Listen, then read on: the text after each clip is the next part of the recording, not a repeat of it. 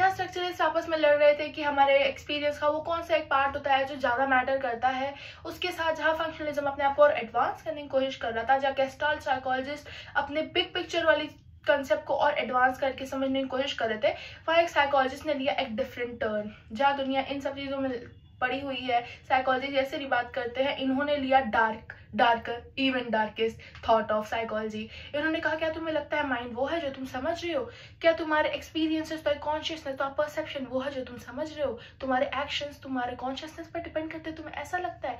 क्या चीजें वो है जो तुम देख पा रहे हो? नहीं, चीजें वो है जो तुम ना देख सकते हो लेकिन तुम्हारे अंदर है। वो चीजें जो तुम्हारे अंदर तो है पर तुम्हें लगता है तुम्हारे अंदर नहीं है और वो तुम्हें इन्फ्लुएंस कर रही है।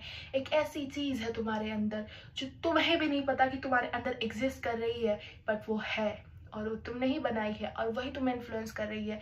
And he named it as unconscious. Unconscious हमारे दिमाग का वो पार्ट जहाँ पर अनकॉन्शियस के बारे में उन्होंने बताया, जो हमारे दिमाग का एक ऐसा पार्ट है जहाँ हम अपनी रिप्रेस थॉट को रखते हैं।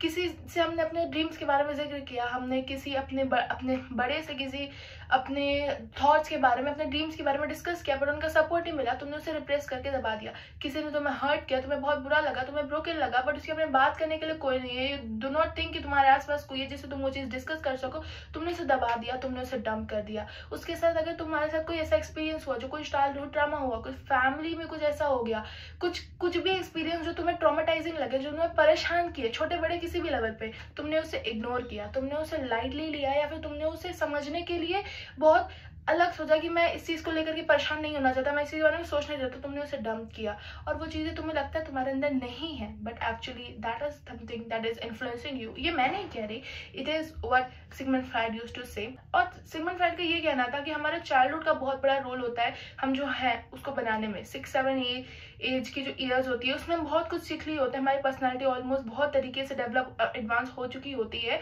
और ये जो इनकी थ्योरीज, इनके एक्सप्लेनेशंस और इनका मेथड ऑफ ट्रीटमेंट या थेरेपी, इन सब चीज़ों को समझा जाता है इनकी थ्योरी को, जिसको हम साइको एनालिसिस कहते हैं। साइको एनालिसिस के अंदर इन सब चीज़ों को समझा जाता है, या कहते हैं इन सब इनकी थ्योरीज, इनके बातों और इनके थेरेपी के तरीकों को हम साइको एनालिसिस करके समझते हैं। ड्रीम एनालिसिस और फ्री एसोसिएशन, इनके दो मेथड से जो ये अपनी थेरेपीज में इस्तेमाल किया करते थे। और अभी के लिए इतना जानना ही काफ़ी है, क्योंकि Sigmund Freud is a really conflicting among इनके आइडियाज टुवर्ड्स चिल्ड्रन और वुमेन को लेकर के। Actually I have not exactly read everything about कि उन्होंने क्या कहा है, I have not that much of detail, so इस पर मैं कमेंट नहीं कर सकती, but this was a basic idea about Sigmund Freud's psychodynamic theory.